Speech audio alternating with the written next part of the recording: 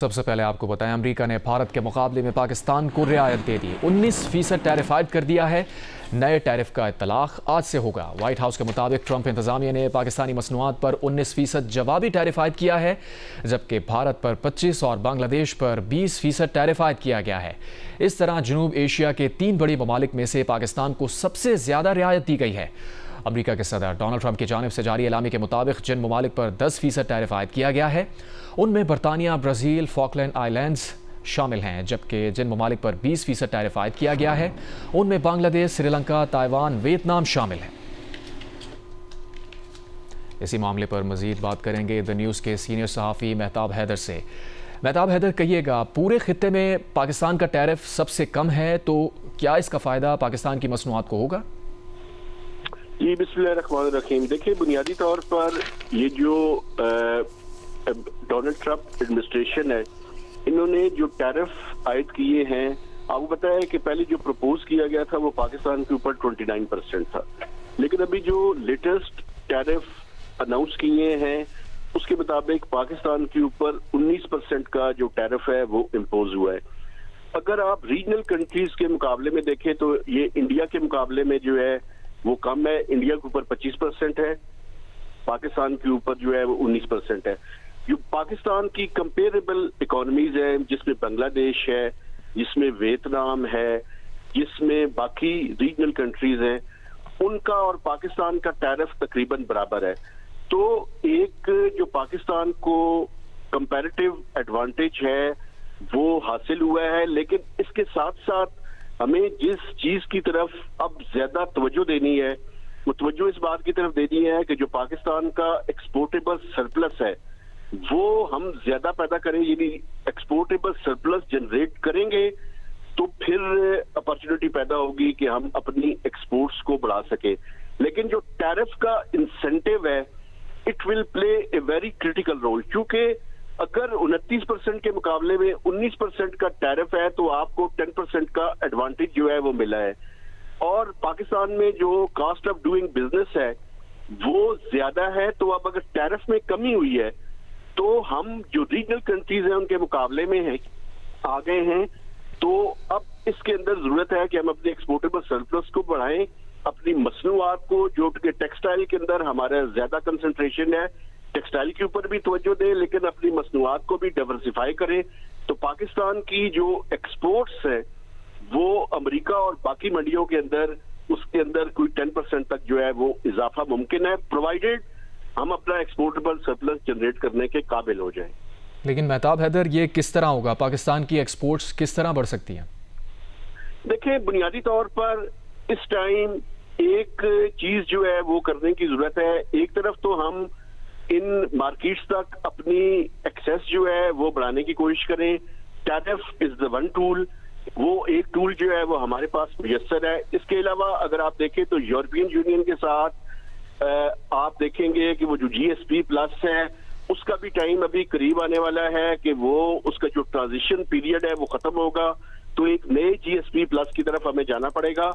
ये यूरोप और अमेरिका की मंडियां जो हैं इनके अंदर 2 तरीके हैं अपनी एक्सपोर्ट्स को बढ़ाने के। एक तो ये टैरिफ का टूल है जिसको इस्तेमाल किया जा सकता है और मार्केट एक्सेस हासिल की जा सकती है। दूसरा, जिन टैरिफ लाइंस में हमें कंसेशंस मिली हैं उन टैरिफ लाइंस में जिन जिन प्रोडक्ट्स के अंदर हमारा एक्सपोर्टेबल सरप्लस कम है, उस एक्सपोर्टेबल सरप्लस को जो है वो जनरेट करने की जरूरत है। यानी अपनी मंडियों को रसाई भी जरूरी है, लेकिन जो मसनूआत है जिसमें टेक्सटाइल हमारे पास मेजर स्ट्रेंथ है, लेकिन उसके अलावा भी फूड के आइटम्स हैं, बाकी केमिकल्स हैं, फॉर इंस्टेंस राइस है, फार्मास्यूटिकल्स हैं, तो वो प्रोडक्ट्स भी हम ज्यादा पैदा करें तो हम अपनी एक्सपोर्ट्स को बढ़ा सकते हैं। सही, आपने चंद सेक्टर्स का जिक्र किया, लेकिन आप क्या हमारे नाजरीन को ये बता सकेंगे कि वो कौन से एरियाज़ हैं जहां इनपुट कॉस्ट कम है और उन पर अगर तवज्जो दी जाए तो पाकिस्तान की एक्सपोर्ट्स बढ़ सकती हैं? देखिए, इनपुट कॉस्ट तो पाकिस्तान में कम नहीं है। आपने देखा कि टैक्सेस भी ज्यादा हैं और हमारी अभी इलेक्ट्रिसिटी की प्राइसेस कुछ कम हुई हैं, लेकिन बुनियादी तौर पर मैं समझता हूं कि अगर इस टाइम भी देखें तो आपको स्टैंड अलोन ऐसे यूनिट्स और एंटिटीज मिलती हैं कि जो टेक्सटाइल के अंदर ही एक यूनिट की जो जो एक्सपोर्ट्स हैं वो $500 मिलियन को क्रॉस कर चुकी हैं। अब वो टारगेट कर रहे हैं कि वो $1 बिलियन को जो है वो टच करें। तो यहाँ पे यानी इस तरह के हालात के बावजूद कि जब टैरिफ का इंसेंटिव नहीं भी था और सिर्फ यूरोपियन यूनियन का GSP प्लस था, तो वहां पे वो $500 मिलियन को जो है वो एक यूनिट ने जो है वो क्रॉस किया। तो बुनियादी तौर पर अगर हम इनोवेशन की तरफ जाएं, अगर हम रिसर्च एंड डेवलपमेंट की तरफ जाएं, अगर हम ये जो कॉर्पोरेट कल्चर है इसको अपनाएं और सेठ कल्चर से निकले, तो मैं समझता हूं कि पाकिस्तान के अंदर आज भी गुंजाइश मौजूद है कि हम अपनी एक्सपोर्ट्स को जो है वो तेजी के साथ बढ़ा सकते हैं। ठीक है, मेहताब हैदर आप हमारे साथ मौजूद रहिए। मुशीर ख़जाना और माशी उमूर के माहिर खुर्रम शहजाद साहब से बात करेंगे। खुर्रम साहब, कहिएगा, अमेरिका की जानिब से पाकिस्तान का टैरिफ 29% से कम करके 19% किया गया है, क्या कहेंगे इस पर आप?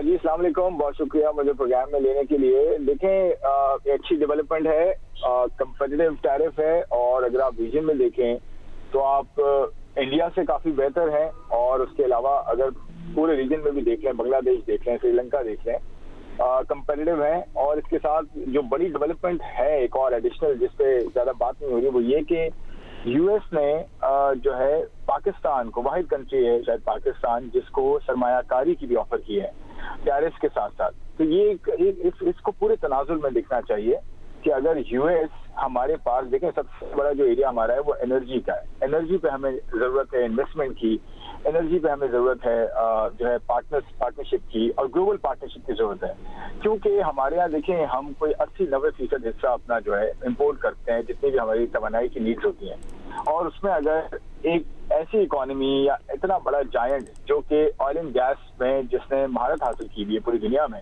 वो आपके साथ आके अगर इन्वेस्टमेंट करने की बात कर रहा है और ऑयल एंड गैस के रिजर्व्स बिल्ड करने की बात कर रहा है और मैसिवली बिल्ड करने की बात कर रहा है ताकि हम पूरे रीजन को एक्सपोर्ट भी कर सकें, ना सिर्फ अपनी जो है वो जरूरियात को पूरा कर सके, तो एक बड़ी डेवलपमेंट है। इसके अलावा और इन्वेस्टमेंट की जो इंटरेस्ट है यूएस की तरफ से वो माइंस एंड मिनरल्स में बहुत ज्यादा है, टेक्नोलॉजी में बहुत ज्यादा है। तो लेकिन ये वो वर्टिकल्स हैं जिसपे हमें भी बहुत ज्यादा इन्वेस्टमेंट की भी जरूरत है, और हमें स्किल की जरूरत है, हमें टेक्नोलॉजी की जरूरत है।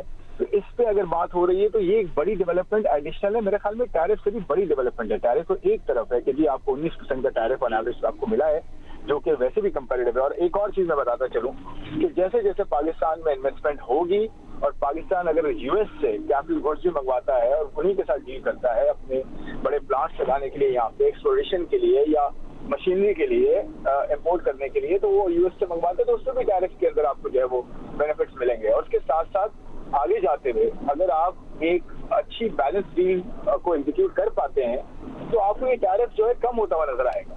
तो मेरे ख्याल में जिस तरह से पाकिस्तान को ट्रीट किया गया है, जिस तरह से बताया गया है दुनिया को compare to different countries within this region, ये बड़ा इंकरेजिंग है, बड़ा इंपॉर्टेंट है। और यूएस के बाद ये बड़ी यूएस के साथ ही बहुत इसके बाद एक बड़ी एंगेजमेंट है जिसे हमें जो है आगे लेके चलना है और इसको फ्यूचर तक पहुंचाना है। अच्छा खुर्रम साहब, 19% टैरिफ आयद किया गया है अमूमी तौर पे, लेकिन कुछ लोगों का ये भी ख्याल है कि पाकिस्तान को सेक्टर वाइज भी टैरिफ नेगोशिएट करने की ज़रूरत है, या जो अमरीकी कंपनियां हैं उनसे भी बराह रास्त बात करके टैरिफ पे बात की जा सकती है, तो पाकिस्तान फ़ायदा उठा सकता है। आप क्या कहेंगे? जी बिल्कुल ऐसा हो सकता है। देखें, ये प्राइवेट सेक्टर और गवर्नमेंट ये हैंड इन हैंड चलेंगे, क्योंकि गवर्नमेंट ऑफ पाकिस्तान का ये जो है वो रोल है कि वो कैसे निगोशिएट करे और कितनी अच्छी डील लेकर आए टेबल पे, जो कि उसने की है। अब प्राइवेट सेक्टर मिल के इस डील को एग्जीक्यूट करे और जिसे कहते हैं ना बिजनेस टू बिजनेस जो कॉन्ट्रैक्ट्स हैं, जो एक्सपोर्ट्स के कॉन्ट्रैक्ट्स हैं, एक्सपोर्ट्स की जो एंगेजमेंट्स हैं, उनको अब करने का वक्त है। और ये जैसे अमेरिका प्रेसिडेंट ट्रंप ने भी इस चीज को हाईलाइट किया है कि वो कंपनीज को आइडेंटिफाई करते हैं कि कौन सी कंपनीज आती है यहाँ पाकिस्तान में डील करें। अब हमारे एंड पे हमारा काम यह है कि हम वो कौन सी कंपनीज को जो है वो इंगेज करें, या कंपनियां कौन सी इंगेज हों उनके साथ, जो कि इस चीज को फ्यूचर तक पहुंचाएं। तो देखें, अब इंडस्ट्री टू इंडस्ट्री और B2B का रोल है, प्राइवेट सेक्टर का भी साथ में रोल है कि कैसे वो जो है इस एंगेजमेंट को अपने पाया तकमील तक पहुंचाते हैं। लेकिन बहुत बड़ी अपॉर्चुनिटी है और पाकिस्तान को रिलेटिवली बहुत बेहतर ट्रीट किया गया है अल्हम्दुलिल्लाह हमने। और इन्वेस्टमेंट की जो मैं बात कर रहा हूँ, सरमायाकारी की, वो की है। यूएस ऑयल एंड गैस में, मिनरल्स एंड माइनिंग में, टेक्नोलॉजी में आपके साथ आता है, तो ये दुनिया का बहुत बड़ा जायंट है जो कि इन तीनों एरियाज में बहुत महारत रखता है। वो आपके साथ आता है, पैसा लगाता है आपके मुल्क में, आपको आगे लेके चलता है, आप उसके साथ चलते हैं, अपनी जीडीपी को बेहतर करते हैं। देखें, एनर्जी की मैं अकेले की बात करता हूँ कि 80-90% आप इंपोर्ट करते हैं एनर्जी का, जितना आप यहाँ यूज करते हैं, और 20-25 बिलियन डॉलर का आपका बिल है एनर्जी का।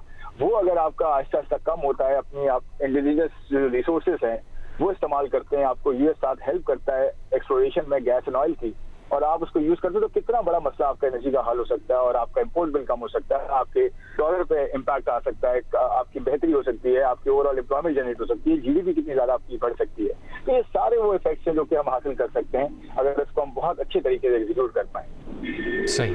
खुर्रम साहब, टैरिफ अनाउंसमेंट के बाद अब ज़ाहिर है आप बता रहे हैं कि पोटेंशियल तो मौजूद है और पाकिस्तान को रीडायरेक्ट करने की ज़रूरत है अपने रिसोर्सेज को। कौन से एरियाज हैं आप समझते हैं जहां इनपुट कॉस्ट कम है और पाकिस्तान उससे फ़ायदा उठा सकता है?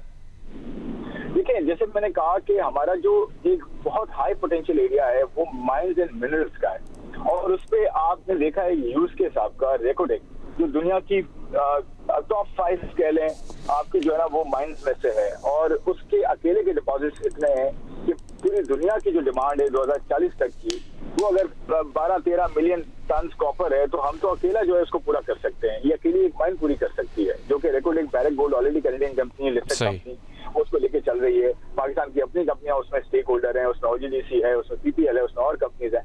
तो मैं कहने का मतलब यह है कि एक माइंस एंड मिनरल का अकेला एरिया इतना बड़ा है, और पाकिस्तान की एक्सपोर्ट्स में अकेला 7-8% इजाफा करने जा रहा है वो 2 साल में। तो देखें, बात यह है कि माइंस एंड मिनरल्स हो गया, ऑयल एंड गैस हो गया, और उसके साथ टेक्नोलॉजी का एरिया हो गया, फार्मास्यूटिकल में कितना ज्यादा जो है पोटेंशियल है आपको पता है, हेल्थ केयर में, उसके साथ साथ एग्रीकल्चर में पूरी सप्लाई चेन है, कितना बड़ा हम जो है वैल्यू ऐड कर सकते हैं इसके अंदर।